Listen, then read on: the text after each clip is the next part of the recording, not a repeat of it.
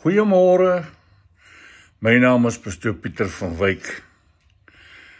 Wat 'n besondere dag. Dis Maandag, God se dag, opstandingsdag gister gewees. So ons dien 'n groot God.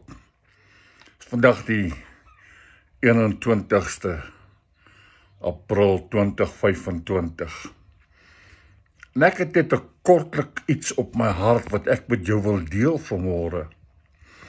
Ek wil net vanmôre vir jou sê, ek en jy, ons Jesus Christus, Yahweh, ons koning van alle konings, lewe.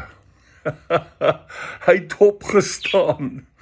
Met ander woorde, ons aanbid 'n lewende God. Nie 'n dooie God wat se beendere ergens in grafte lê nie, maar ons aanbid 'n God wat opgestaan het. Die 3de dag het hy opgestaan. Nadat hy die prys betaal het vir jou en my. So ons is gekoop deur die bloed van die lam. En ek wil jou vandag, wil ek jou gees opwek. En net so opgewonde soos wat ek is, so opgewonde is my budgies en my lovebirds hier in die agtergrond.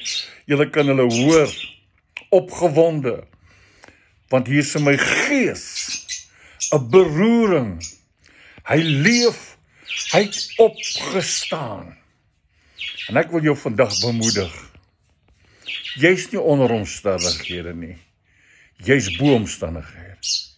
Want ek en jy's nie alleenig nie. Ons koning lewe, prys die Here.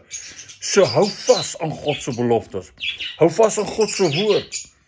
My God lewe, jou God lewe. En hy sal lewe tot in alle ewigheid. Baie seëninge vir jou. En ons praat weer op 'n volgende keer. Mooi bly hoor. Groete.